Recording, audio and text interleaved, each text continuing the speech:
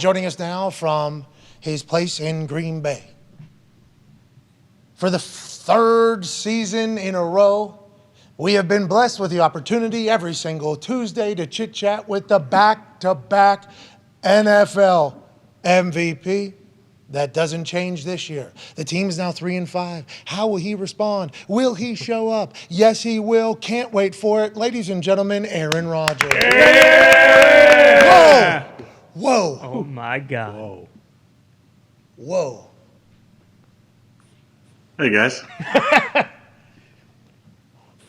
Whoa. What? Hey, you look good. You look young. Huh? Clean shaven. Everything. Is this, when did we make this decision? Did it change after Halloween? And did you dress up for Halloween this season? I did. We had a nice get-together last night, one that I probably won't be fined for. Oh. Tonight. That's just very nice. And it was coming. I wanted to trim down a little bit, but it fit the outfit. I don't know if there's any pictures out there yet, but it wasn't a great outfit. I mean, it was definitely better than AJ's attempt the other day that I saw. But what about that, man? That was just creepy. 2 hours. Worn that age. You should have worn that at the function that you had at your house at one time when I showed up in my Eyes Wide Shut outfit.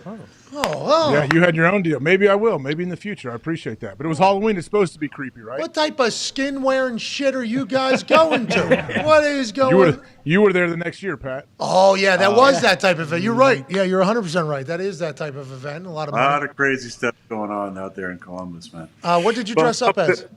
My outfit was I was Jim from The Office as Dave. If you're familiar with Jim's kind of no outfits that he would do for Halloween, he showed up one year just in his regular suit and put a "Hello, my name is Dave" name tag on his shirt. That's what I went as, and it doesn't matter really, other than maybe last year. Over all the years where I've had a costume, it was about the same. About 3 people knew what I was. Half the people thought I was, myself in the future as a non-player. What my daily garb was going to be.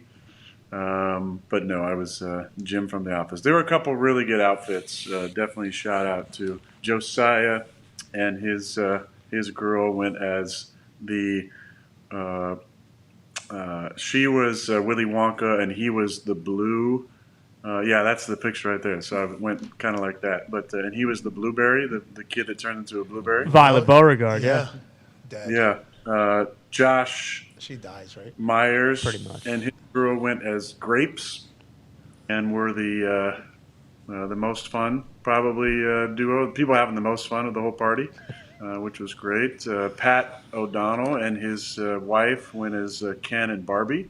Pat got a nice spray tan before it, so he was looking good, which I'm not sure if that's going to rub off by this weekend. So check out his beautiful spray tan he's got. He's probably yoked up, too. You got a good body. You put a good spray tan on. You're dressing as Ken. What a night for Pat O'Donnell. How were the vibes, though? I think this is important. You guys still did the Halloween party. Was there any conversations about maybe not doing it because how the season's going? Or has that conversation creeped into your locker room at all about, hey, this year's not going good, let's do low vibes? Or was that ever a part of it, you think? I think one of the most important things is hanging out together and that chemistry. And it wasn't as these parties are, never going to be 100% attendance, but there was a strong contingent, especially from the offensive side, that showed up. We love hanging out together. We do our weekly O-line dinner together, and so we had 100% attendance from the offensive line and from the quarterback crew. Danny Etling and his girlfriend Kendall went as Goose and Maverick, I believe, from nice. Top Gun. Danny had a that. real mustache he shaved to, which was nice, a la Miles Teller's dirty mustache. Good body, though. Miles Teller. Bad mustache, good body. You know what I mean? He was doing that dancing thing. J-Lo and his girl, Ronica, were disco. So she already had the hair, and it was big, and he had a big wig on. So that was good. Bakhtiari went as the milkman, and his wife was the housewife. So that was an interesting outfit. He would be, by the way. The highlight. Uh-huh. I must highlight our Lord and Savior, Royce Newman. went as Jesus, and his girl Sabina went as Mary Magdalene, I believe. Oh, that's good. That's smart. That's a good callback. A couple thousand years. Not as old as horses. No. But that callback is a couple thousand year. Which will be a foreshadowing to the book that I highlight today. So The Bible. Let's go. You're giving us Wow. the Bible. Just Hell like yeah. you're giving us the Bible. Is it going to be? That's going to be this season's this one. That's this. The book- it's the Book of Mormon, actually. Okay. Excited to learn about it. We'll dive into it. Don't give it away the lead. We'll dive into that later. But I think that's a big deal. Everybody hanging out, especially whenever things go bad. There's an opportunity for people to hate each other and bash each other and want to stay away from each other and linger away from each other. It sounds like everybody's together still. That's good news. Good vibes. AJ, your question for Aaron? I think it's fucking great news, actually. No, I think it's awesome. You guys should probably hang out. Like when things are tough, hang out more. But I wonder, do you guys? Where do the invites come? Like, where do they stop? Do you invite the coaching staff? I'm sure you've probably seen the old classic clip. Randy Moss goes into Bill Belichick's office and invites him to their team Halloween skating party, and Bill and Linda show up in full garb, which I thought was amazing. Pirate, awesome. Hell yeah. The invites, it was just players only. Players only, no kids, so you would have had to find a sitter age, which has often been an excuse for you not to show up, even though your wife is always on top of it. But you're just such a hermit. Oh, bad teammate. Adequate fake wall and your piss cups beneath the table, but no, it was players. Deflection. Players only. It's deflection. It was players only, and we got a good contingent show up. It was fun. But the best part is it was at Terror on the Fox, and for age, you've been there before. But there's this haunted train that you ride over, and then there's like a haunted maze and a haunted house you go through, and we had a good time. But most of the fun was had by me and Bobby Tunyon of doing our own scaring and being in a group with Ida Cobb and Shelby O'Donnell. Those are two of the easiest people in the world to scare, we found out. So we had a lot of fun hiding behind some of the walls and doing our own scaring. All right, good. Happy you were at Terrorize on Fox. Is that what you said? Terrorize Fox? Terror on the Fox. Oh, okay. I thought you said terrorizing the Fox. Oh, Jesus Christ. Sounds like a good time. Need to get to it one year. It sounds like things are good when it comes to camaraderie-wise. Whenever we talk about that Sunday Night Football game, you guys were 10.5-point dogs going into it. You even chatted about how this is good news. Our team is being counted out, kind of an underdog thing. You lose to the Bills. It didn't look great. Is there anything you guys take from these games? Because there's still everything in front of you. You got a Lions team right now that just traded away their best fucking player on the offensive side in Detroit this weekend, and you still have everything in front of you. What is the messaging? How are you guys talking about the season, and how do you think you get to, kind of right the ship, you think, Aaron? Well, there's not really any moral victories. I never really believe in that. I think there's things you can take from certain games that might give you confidence moving forward. But we've never really been a moral victory team in Green Bay. We're about wins. And when you're not having wins and you're slumping, I think the most important thing is just to see how we deal with adversity and if we're going to stick together. And I haven't really seen any negative clips, so I'm assuming that means that we stuck together in the post game and nobody was kind of throwing shade on anybody else or passing the blame, which is important. Yeah, everything is kind of in front of us. There's a lot of teams in that 4-4, 3-5 range. We still have 9 games left. There's a lot to play for. Obviously, this is an important stretch for us coming up because we got a division opponent, and then we have 2 games in a week with Dallas, who's obviously playing well, and then Tennessee, who's playing well. Both games at home, which is great. But it's November football now. The weather's continuing to turn, and we need to be playing our best football moving forward. So, it's a strong look at all those different things that go into that. I think in general, we all just got to play a little bit better. I think that's the most important thing. And we still haven't played a complete game. We're still looking for that after 8 weeks. That's disappointing, but it's the way it goes. We've had a lot of injuries, which hasn't helped us. I thought there was, a call that definitely went against us in the game on the Tunyon touchdown. Mm-hmm. Hey, that's bullshit. You said, hey, I know you have to be nice to refs. Sounded like it looked like it was a little bit difficult for you to potentially lay off that potential call there. I mean, that's a game changer, right? I mean, that's a momentum changer. You think you view it that way? It can be, it's a different game, 27-10, 27-14. It's 2 scores to 3 scores. So that was, disappointing. Disappointing. It was 24-7 at the time. Would have been 24-14. Just watching that back and then talking with Bobby on the bus afterwards, because you never know. The emotions are that there's no way that was a penalty, and just the feel of it when I came off the fake looked like he was getting held. And I looked back to Sammy on the backside, and he was kind of gloved. And so then I peeked back to Bobby, and I saw him break free. My thing was they're hand fighting for one. And if you're going to if you're on that guy the whole time, the ref had number one on the play. Like, if you want to call OPI, then you have to call a corresponding hold, which happened before that, and then have offsetting plays. To me, it felt like they were hand fighting. The guy was grabbing Bobby. He just slapped his arm off, and he fell down, and probably would have been a no call there. But more than that, losing Christian Watson on the early hurt us, because we had a lot of things in the plan for him. And obviously Elton, 90 minutes before the game, find out he's not going to play, which is similar to last week with Dave. So then we're moving guys around and moving pieces around and adjusting some things in the offense. We just, we need to get healthy, and I don't think that's going to be full health this week. We'll see what Nine's status will be. See what Allen's status will be. We'll see what Elton's status will be. But we need all those guys moving forward if we're going to try and put something together and make a run. Doesn't sound like you've given up hope, which is great news. Sounds like nobody has over there, especially if everybody's still going to Halloween parties and hanging out with each other. But the time's going to come quick. I mean, we're running against it here as the season rolls on, almost entering week 9 here, halfway through the season. Ty, your question for Aaron Rodgers. Yeah, Aaron, I didn't see the video, but I read a quote that you said, last week during practice, it actually kind of felt like you guys were the Packers again. And then, Dobbs had that unbelievable catch where, dotted him. And then Toure late in the game had kind of that route where he almost made his own decision, it looked like, and went to the open space, and you found him. Is that the type of stuff you're talking about, where you're finding more confidence in these guys? And was that something you saw in practice this week, where it's like, hey, okay, I can maybe start to trust these guys a little bit more, because although it's not translating to wins necessarily, like, they are kind of starting to pick things up and get a little bit better? Well, we need all those guys to be confident. We need them to play with confidence. Last week when I said about feeling like the Packers, it was more just we're practicing like a good football team.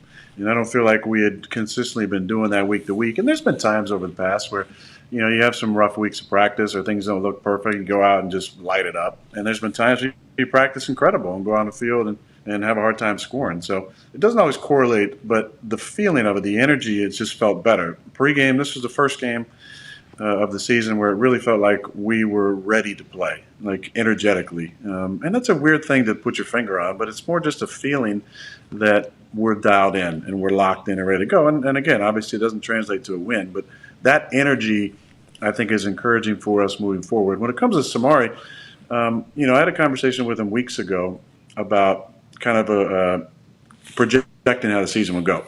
And I just said to him, I think you're too talented to be a healthy scratch every week, and I think it's possible for you, and even probable, that you need to be suiting up and making plays by midseason.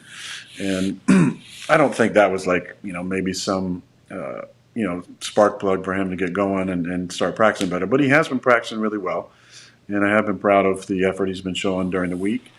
And then he goes out in the field and makes a really nice adjustment play. On a play where he's supposed to be running a big post down the field, I kind of come back to the left. We block it up nicely, and he just naturally twirls out to the opposite side and makes a catch. And that's a big moment for a kid. I was real proud of him. Came down the end zone, congratulated him. I said, "Hang on to that ball, kid. That'll be a fun one to have in your office down the line." To remember your first touchdown catch. So really proud of him. I'm happy for him. I like what I've been seeing in practice from him. Romeo, he's the talent is there, and I love Rome's. Just an excellent kid. Does all the little things well. The game within the game I've talked about. Being a good teammate, taking notes in meetings, being sharp, and then just little things that he does around the facility. Just respect to the workers, to the cafeteria workers, to the trainers, the equipment staff, the young guys working in there.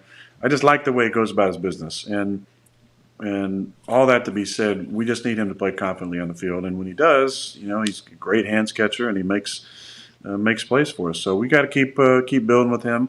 Get Dahn going if we can get him back. Get Allen back. Hopefully, Randall will be back in a few weeks, and Sammy, and we got to just make the plays that are there. We can do that. We'll run the football well. We've obviously had a lot of weird things with offensive line and a lot of different starting fives, but I definitely haven't given up any hope. Yeah, you guys had over 200 yards rushing, you know what I mean? And it was fun to watch. That's against a Buffalo Bills defense that is very, very good. And it felt like in the middle of the field, a couple different drives in a row, Aaron would spark something, then AJ would come in and get going. It feels like the blueprint is there. Do you feel that? Do you feel like you guys are getting closer to what you could potentially be to be the best offense that you need to be to make a run at this thing? Or do you still think you guys are trying to figure it out?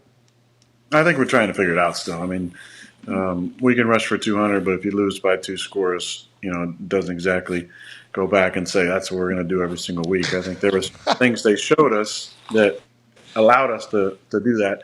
And then just those two guys are so reliable. I mean, they really are. You love going to battle with those guys because they're so sharp and smart. And then they just never go down the first guy. I mean, you watch some of the runs that 33 makes, that a guy who weighs under 200 pounds are just outstanding. I mean, it's ridiculous. His ability to slip off of blocks, and he's just never really down. You never can count him out. And at 28, running behind his pads, he's got some of the best hands on the team, catches the ball well. And you love playing with those guys. You really do. So I'm not sure what the blueprint's going to be, but I will say this, and I felt this, like 6 years ago. When you're in a rut, sometimes it just takes one. It just takes that one game to remind you, who you are and what you're capable of.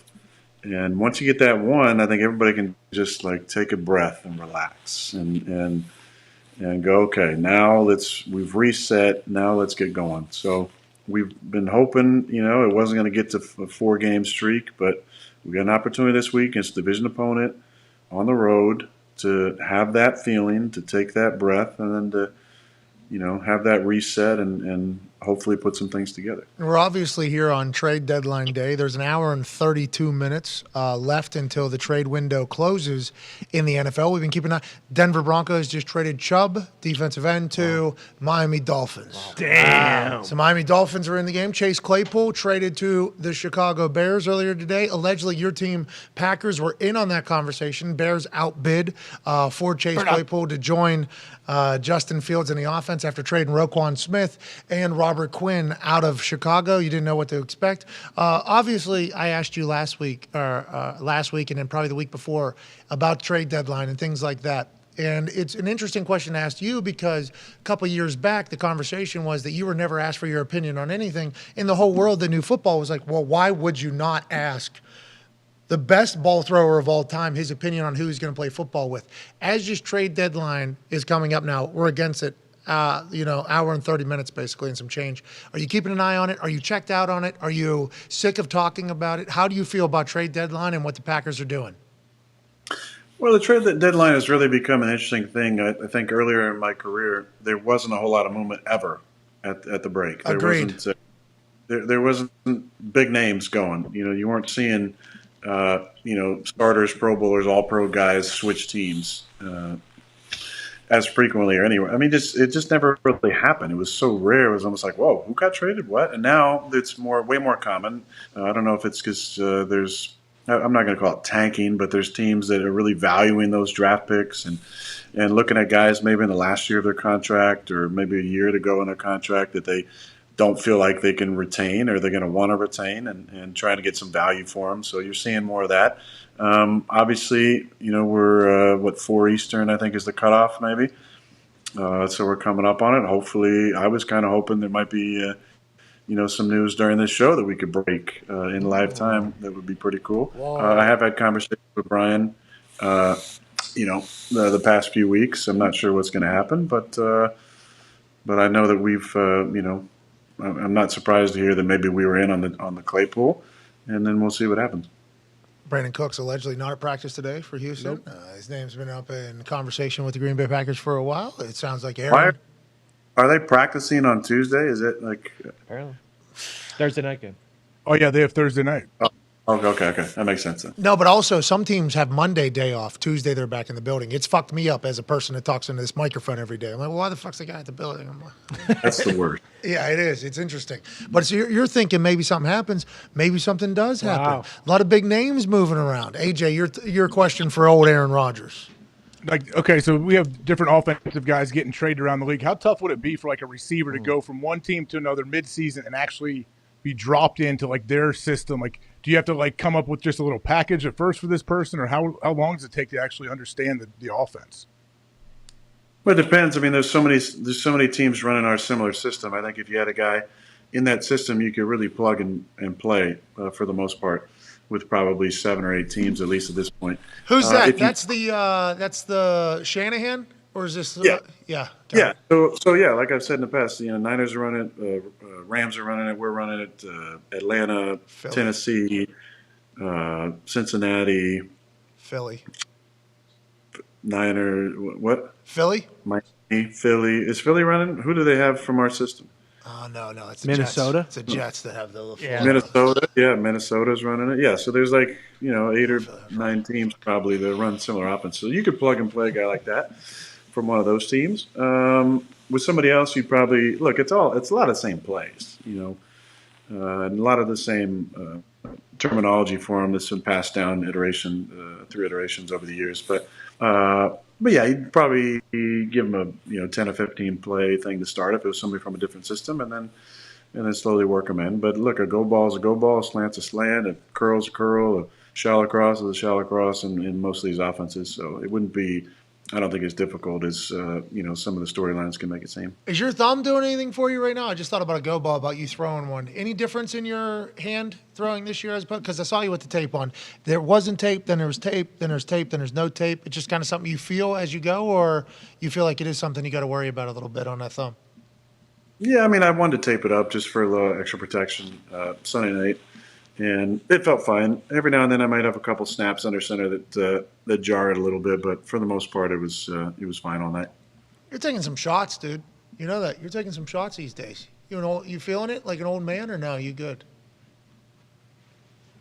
I definitely feel it a little more over the last few years, Mondays and Tuesdays, just kind of the way things go. A little bit more sore in those days, but for the most part, by the time I get to Wednesday, I feel pretty good. Okay, yeah, because I'm seeing you, take your chin strap off while you're picking yourself up, and you got the long johns on. And I'm like, damn, this dude is taking a couple big-time shots. And I'm happy to hear you're okay. All right? Hey, happy to hear you're okay. Let's keep this thing going.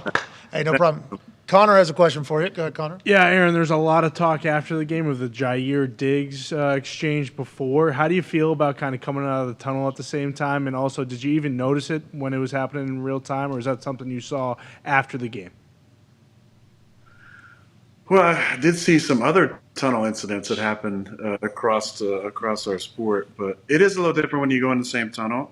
We were coming out for pregame warm-ups, and they were kind of amassing by their locker room entrance as well. It's not. I mean, look, it's all pros, so there's going to be those conversations, but I don't know. I mean, that's just normal trash talk to me, and those are two great competitors, and I thought both their responses, at the end of the game were pretty funny. You encountering any different shit talk this season as opposed to years past? I know you love a good shit talk. I know you love good competitive banter. Have you been experiencing that more this year than maybe years past because teams are taking advantage of the situation here early in the season a little bit more, or is everybody like Aaron OG kind of talk to you? No, there's definitely some people that enjoy shit talking regardless who's playing quarterback, and I like those, man. I feel like you're kind of a part of the game and gets the juices going a little bit. So I always enjoy that. There's been some good ones for sure. There's been some real bad ones. Some ones it's like I don't even know how to respond to you. It's like that the line from Hangover, right? That Ed Helms says to Zach Galifianakis, "You are literally too stupid to insult." Right? That's sometimes, every now and then, it's like that. But for the most part, it's good. It's good banter back and forth. Sometimes some guys get real personal, and then you might have to say something back to them or just lock that away in the old memory bank. But look, when you're getting beat, not a whole lot you can say to some of the shit talk. You just got to. It's a different world for you guys. It's a different world for LaFleur right now, too. A lot is being made of what his record was coming into the season versus what it is right now. And obviously, a couple games under 500 people are going to say that. Is your relationship with LaFleur anything different this year than it has been in year past? And how are the conversations gone with how everything has kind of started this particular season with LaFleur? Yeah, I mean, it is a little different. It definitely is. It's better. Oh. Nice. Huh? That was 12-6. Yeah, fucking drop right off the table. Yeah, that was a little curveball right there. Nobody could have expected. It's because you guys are around each other longer and you just have Yeah, a I mean, we've relationship. been around each other for a long time. It's a good rhythm you get into during the week and the conversations, and just the trust and the it's, and this is generally how it goes. As you get closer with a coach, there become more conversations about actually the X's and O's stuff. It's more about the character of the team and the confidence of the team and the vibe and the energy that we have. And yeah, Matt and I, are always kind of connected in conversations, and really appreciate that relationship. And, it's on the leadership of the football team, and that includes him and the staff, to continue to keep it together and to be putting out the right energy and the right mindset and the right words to get guys to know that, hey, still a lot to play for, but at the same time, there's got to be a lot of accountability about the way we have played. Concur. Hey, earlier you mentioned everyone just needs to play a little bit better. How do you do that? Every coach in the world is trying to figure that out. Like, what is there any actionable steps guys can take to hey, we're all going to get better? Well, that's a good question, Age, and I don't know if I have a perfect answer for you, but I think there's two parts where we can control every single week, and one is the preparation. And so, how are we preparing? How are we note taking during the week? What are we doing during our off time? That's number one that we can always look at. And number two is practice habits, and I think those are really, really important. And like I said, last week was the first week I felt like we really practiced like a good football team. But how are we practicing? What habits are we putting out there? How much are we critiquing ourselves in practice? And how quickly are we able to absorb a plan that goes in the morning and then go out and execute that on the field in practice? So I think those are two ways that you can set yourself up to play better. When it gets to the game, a lot of it is just, playing with confidence and being able to react quickly and being able to have a mind that's not cluttered, a mind that's moving quickly but not over racing. And a lot of that stuff is just learned. But I think if you really can win games Monday to Saturday if you're preparing the right way and then if you're practicing the right way. And we just obviously haven't been doing that. Isn't it crazy that whenever you get in those big moments, you rely on your fundamentals, and your fundamentals only come from your preparation, and the people that prepare the most are normally the ones who are the most confident people, because the confidence comes from the preparation. But we hear a couple quotes from somebody in the past that goes like, practice, we're talking about practice. It's like Allen Iverson might have been an anomaly. I think a lot of other people need to realize how important practice is on a regular basis, and it feels like you guys are going through those growing pains right now, because that's not that's, I was very lucky to be a part of. I got a chance to go see Tariq Glenn go into the Ring of Honor this week and catch up with that first generation of team that I came into the league with. And those dudes practice every rep in practice. There's no balls on the ground. If there's a ball on the ground, everybody's pissed off. Everybody's fully invested in everything. Practice matters. And there was a couple younger guys that I was a part of. I didn't fully understand that yet. I'm like, if I hit a shank here, doesn't this does not matter at all. And then all of a sudden, as you get older, it's like, oh, the reason why Vinatieri is Vinatieri, or the reason why these guys are the best is because Wednesday's reps are a direct indicator of what Sunday's reps are going to be. And on Sunday, if you're having a bad day, you can rely upon all the work you put in. Are those growing pains you think you're seeing, not only your team go through, but most young guys kind of go through there, right? That's a really mature way to look at things, and you guys need it to happen quickly, it sounds like, right? Well, I think that's the general progression for young players. There's a time where practice becomes less pressure-filled and more performance-driven. And what I mean by that is you're less worried about making mistakes, and you're more able to be focused and centered on how important your performance on that individual play is. And then to expand on that, there's a way of scripting for practice that allows for a player to learn how to practice. And I think it's a vital part of any team, and a responsibility that's really important for the scripter of practice, because you have the opportunity to set up that individual rep for one person, two people, or the entire offense to make an adjustment, to react, and to be able to lock a memory into your brain that can help you on Sunday. And I think we haven't quite fully grasped that every single rep matters. Otherwise, why would Adam Stenavich be spending all his time trying to script, the perfect practice rep? We're wasting his time. If we go into a walkthrough and don't anticipate, hey, we have a base call on here, what could Adam possibly script here that's going to help us have a memory that can be locked into our brain, so when on Sunday we get into a game and we see the same look, we can go, oh yeah, I remember Wednesday morning walkthrough, whatever play that was, this is the look that we got, we made this call, and this was right. And I think that's when you can make that jump, is to be able to understand that there are no wasted reps ever. Every rep matters, every rep's important, and that's the respect I think you showed to the person's job it is to script practice, because they spend a lot of time thinking this over.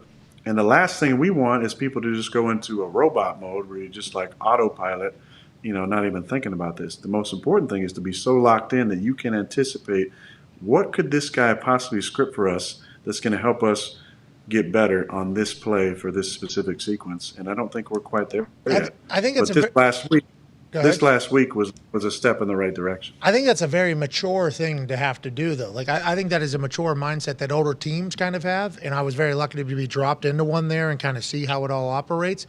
Is that something you guys could have thought about? What, if you're coming in like a brand new team almost? I mean, a lot of similar guys, but younger in pretty key positions. Is that something you thought or even could have thought of coming into the season, maybe being something like, oh, yeah, even practices are different. It's not just games that are different. Like, has it been a very eye-opening experience here? And I don't want to say without Devontae, but has it been an eye-opening experience without your number one guy? And how do you think, like brighter days are ahead? Well, I think, Pat, I don't know if that's something you can really necessarily plan for. I think there's an important thing to learn as a young player that I learned, and that was that I'm going to watch the eldest person in my position room and see how they did it and mimic as many of those things, those habits, those ways of doing things that I like or don't understand yet or want to incorporate into my game as quickly as I possibly can. And then anything I want to do differently, then I do differently. I do it my own. But as a young player, the most important thing you should be doing is looking to those guys in your room, those veteran guys, and how they do it. Because we've had some incredible practice players over the years who just lead by example. The Julius Peppers of the world, the Ryan Grants, Donald Driver's practice habits. These guys who set the standard for, like, there's no wasted reps. We finish to the end zone every time. I mean, Ryan Grant changed that whole thing for our practice, because every single run he had, he would run to the end zone. Doesn't matter if we were on the minus 20 or the plus 20. And that just changed the way we did things. There was no wasted reps. There was no half-ass reps. And I think, as an older player, I think sometimes you just almost assume, I guess, that a young player is going to watch the habits and want to mimic the oldest person in the room, what they're doing. But we've had to reset some of those things because we haven't maybe had that sink in, how important every single rep is when you step on the field. It's crazy to think about because it is very. But I don't think that. Let me just expand that, Pat. Sorry to cut you off there. Yeah, don't worry. I really don't think that's a Green Bay problem. So I'm not saying this is. I think this is across the league. I really think this is a young player thing that you got to figure out. You got to watch the older guys in the group, how they do things, and study that and learn how to practice and learn how to be a pro. And it takes time. It definitely takes time. But we're into the season now, and we should be practicing a certain way, like we finally did last week. Okay. So hopefully we can grow upon that. I think we just had a great practice conversation about how it matters. You know what I mean? A lot of people forget about that, how important it is. It's very mature thinking. Excited to see if the Green Bay Packers team can continue to be the team that is preparing on Wednesdays, Thursdays, and Fridays for Sunday. Now, it is time to prepare our brains to get better, isn't it? Mm-hmm. We've been a part of something here for at least a year where we feel like we're adding to society. Sure. We're making society a better place. Mm-hmm. Normally, our particular program makes the world worse, makes sports media worse, makes the world dumber. Not with this particular segment. No, no, no. Ladies and gentlemen, it is time for the latest installment of the Aaron Rodgers Book Club. Last week, he gave us the book Healing, which was brought to you by a man named David Elliott, 2 T's. It's about how to breathe and recenter yourself and refocus on what matters and what doesn't matter. Then there was obviously the Mastery of Love, the Outliers, the War of the Gods, and now, ladies and gentlemen, it is time for book 6 of the Aaron Rodgers Book Club 2.0. It is...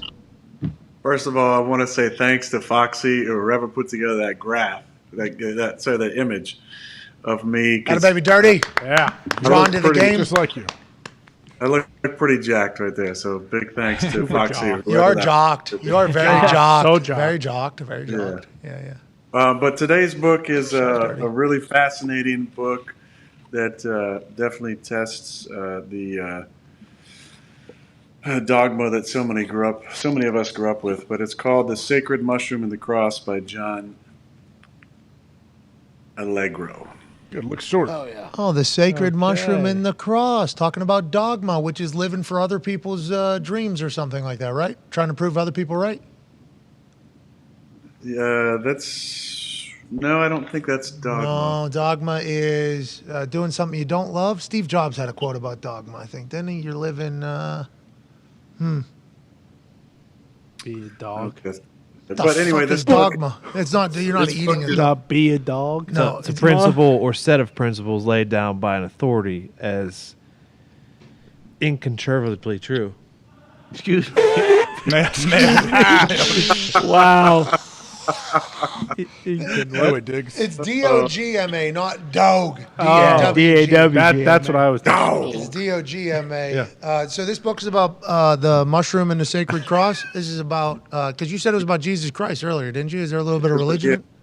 Well, it tests the Bible a little bit. It's about Whoa. it's this guy interpreted spent decades interpreting the Dead Sea Scrolls, and in that interpretation, he comes up with a hypothesis about the Bible and what it was really written for and about. And it's interesting. And I was talking about how I think it's important to read information in books that test our own initial feelings on things. To live in a world where we just confirm our own bias all the time, where we live in an echo chamber, it doesn't really allow us to grow at all. But when we read books or articles or interesting things, anecdotes about things that kind of test things that we had learned as a kid, maybe, or patterns or conditioning or dogma in this case, I think it's good. You don't have to believe everything in this book. It is fascinating, and it is incredible research, and it is an interesting hypothesis, and I think it's a good read for anybody who's enjoys expanding their brain a little bit, and also who is interested in the history of mushrooms. Oh, so this is about trippy mushrooms too? Yeah, it's about a certain type of mushroom that's been used by societies dating way, way, way back. It's actually Peanut butter. Were there's they a- putting in I think peanut it was a butter? cookbook. Put it in. Were they putting? Go ahead. A fun side note is that the same type of mushroom that he's talking about in this book was the mushroom that's at the genesis of the Santa Claus myth, which is What? also- Excuse What? me? Santa's Whoa. not real? It's November 1st, dude. I know, Jeez no Louise. If you're watching this, I don't Mariah think so. Carey just came out of hibernation. Hold on. Do they talk about grinding up the mushrooms though, like in a coffee grinder, and then putting it in peanut butter sandwiches so you don't even really taste Right. it, and Or then like you get fruit roll-ups. 2 to 4 hours of a great time. Is that what they're talking about? Is that the mushrooms? We're talking about the same mushroom here? Not necessarily, no. I don't know. I think I could have created Santa in some of those. You know what I mean? After I have some of those peanut butter sandwiches, I can't wait for it. How many pages? How many pages is that book? It's pretty long. It's it's over 375. Oh, we'll save that for your off But- season. But it's really it's about let me see. There's a long into. It's about 275. 275. That ain't bad. Compared to That's that. 100 pages of index. So Is there photos in that? Pictures in that thing? it's not like a coloring book or anything. There's a couple pictures, but not too many. Okay. Maybe a coloring book one of these weeks for your old friend Pat, but it ain't nothing on, I guess, the 500-page fingerprints of the gods here. You know what I mean? A 500-pager. This is still the best one we've ever had. Earlier, I thought Shout out, Graham Hancock. Fuck yeah, dude. Hell yeah. Hey, Graham, this had to take you 7 years to write. Love you, I Graham. can't thank you enough for all the big brain stuff you did. I thought earlier, though, you were alluding to, like, maybe having the Bible be, because remember Jesus and Mary Magdalene were dressed up at the Halloween party, and you said, oh, that's a little teaser for the book club. I'm like, he's putting the Bible out there. I was excited for that. Maybe next week. Something to think about. I don't think I'm going to have the Bible in the book club, but I have nothing Still the against bestseller. Yeah. A lot of copies of the Bible have been sold. Yeah, and if he does that one though, there's A lot of different styles. Pat, what did you grow up? What version of the Bible did you grow up reading? King James, of course. Yeah, of course. It was the King James one, which is obviously the best version. I fucking have no idea. Every once in a while, I'll go into a hotel, I'll pull out a fucking little drawer. Boom, right there. Every single time. I'm like, let me dive in here. Take a couple of your magical mushrooms, maybe some of your ayahuasca, maybe smoke some vitamins. Get in there. I'm like, well, this is pretty cool shit. This is a lot of good stuff. Seems like they're just trying to tell tales of people doing bad stuff so the kids won't do it. And maybe it was kind of taken out of proportion. But hey, if it's going to get me into heaven so I can have a good time for eternity, I'll continue to dive in. AQ, you got a tattoo of a cross on your shoulder there. Which did you think maybe the Bible was going to be this week's book club, and how excited were you for it? I thought it was coming. I grew up big time Catholic, and I was looking Was that forward King to James's version? Yeah, sure. Yeah, King James version. How much of that did you? You get to be an altar boy? Easy, bud. Oh, come on. Did you? You went to I Penn grew up State? Catholic too. Get your heads in the gutter. I grew up Catholic. Well, he went to Penn State, yeah. so Went to Penn automatically. State, Yeah. altar boy. Jesus Christ. Yeah, yikes. Is everything okay? You really Everything's picked a great. couple winners, didn't you? All right, Aaron. Sorry for taking up your time. No, you got to get better every single day. Just got to get better. We appreciate you stopping by. The face looks amazing. You look young. Hey, thanks, guys. Appreciate it. What do you got Hey, today? have a great day. Have a great day, huh? I'm gonna, get into some film, and we got a beautiful day in Green Bay out here. So Oh, yeah. not going to be too many of these left. So maybe Play I'll some take golf. maybe go rollerblading or something outside. Something Oh, you Hell can't yeah. clear your mind. Rollerblade a little bit around Green Bay. Ladies and gentlemen, Aaron Rodgers. Yeah, Rodgers!